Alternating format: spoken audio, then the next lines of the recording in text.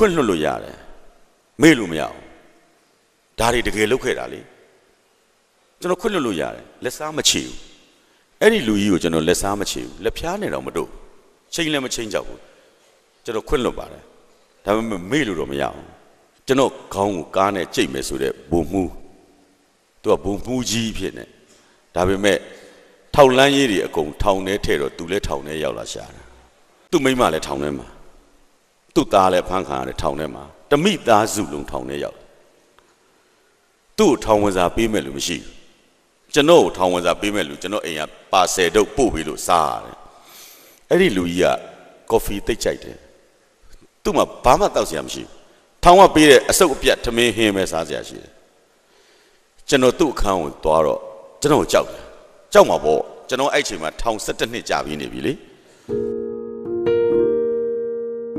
ကျွန်တော်ကိုတွေ့တယ်ကျွန်တော်ရှောက်ပြောနေတယ်ဖြစ်ပါလိမ့်မယ်1988ခုနှစ်မှာအရေးတော်ပုံကြီးဖြစ်တော့ပထမဦးဆုံးဖမ်းခံရတာကျွန်တော်ပဲအဲ့ဒီကနေကျွန်တော်ထောက်လိုင်းတက်ထဲကိုအပုတ်ခံလိုက်ရတယ်အဲ့ထောက်လိုင်းတက်ထဲကိုကျွန်တော်ရောက်သွားတဲ့ချိန်မှာကျွန်တော်ကိုတို့ကလက်ထိတ်ကိုနောက်ပြန်ခတ်ထားတယ်ခေါင်းမှာအဝတ်အမဲကြီးခေါင်းဆွတ်ထားတယ်ပြီးတော့ပြောလိုက်သေးတယ်နောက်လှည့်မကြည့်နဲ့တော့တဲ့ဟောဗျာအဝတ်အမဲကြီးဆွတ်ထားတာကိုနောက်လှည့်ကြည့်တော့ကျွန်တော်ဗာမြင်ရမှာမဟုတ်ဘူးဗျသူတို့ရဲ့စိတ်မှာဘာဖြစ်တာလဲဆိုတော့သူတို့ကိုမြင်သွားမှကြောက်တာပြီးလဲပြီးတော့ကျွန်တော်ကိုဝိုင်းသမားတော့ထိုးတာလက်သီးနဲ့ထိုးရုံနဲ့မကောက်ဘူးခြေထောက်နဲ့လည်းကန်တယ်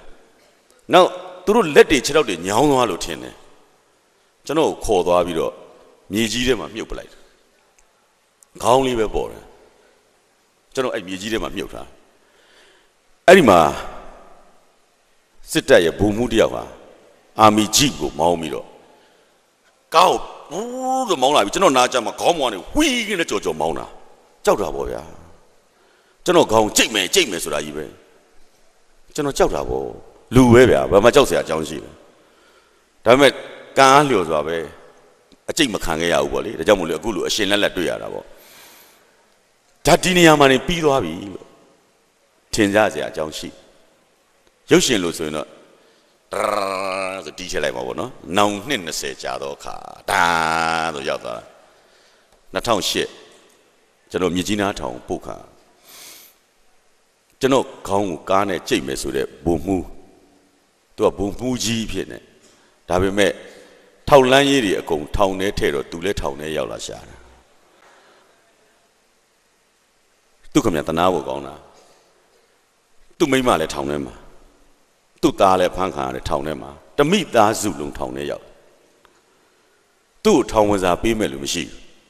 ကျွန်တော်ကိုထောင်ဝင်စာပေးမဲ့လူကျွန်တော်အိမ်ကပါဆယ်တုပ်ပို့ပြီးလို့စားရတယ်အဲ့ဒီလူကြီးကကော်ဖီသိပ်ကြိုက်တယ်သူ့မှာဘာမှတောက်စရာမရှိဘူးထောင်ကပေးတဲ့အစုပ်အပြတ်ထမင်းဟင်းပဲစားစရာရှိတယ်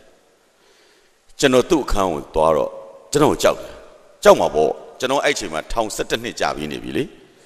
ထောင်မင်းသားဗျာကျွန်တော်အဲ့ချိန်မှာထောင်ထဲမှာဒါမျိုးတော့လာမလုံးနဲ့ဟဲ့အောင်ဆိုလက်ဖြောက်တစ်ချက်ဒီနောက်ကစော်မဲ့လူအစင်းနေမယ်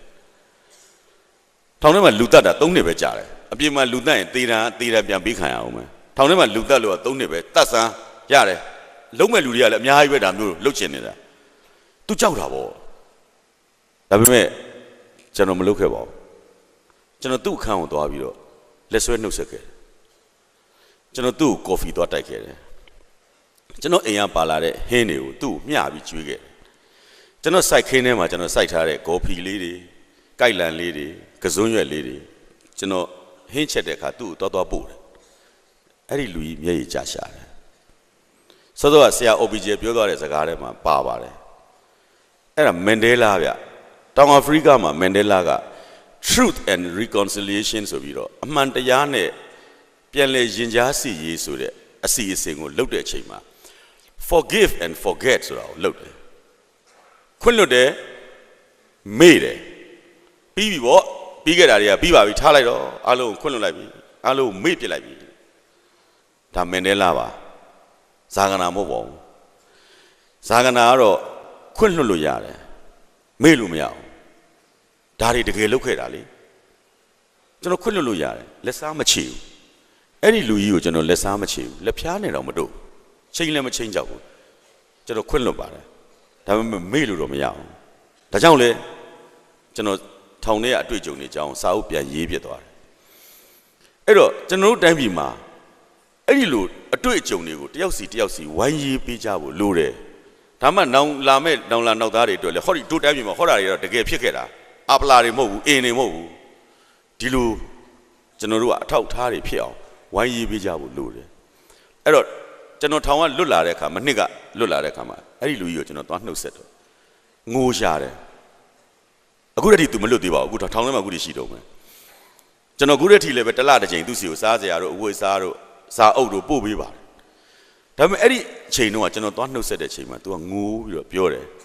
ဟိုတုန်းကကျွန်တော်ခမားကိုဗျာတဲ့အဲ့လိုနှိပ်စက်ခဲ့တယ်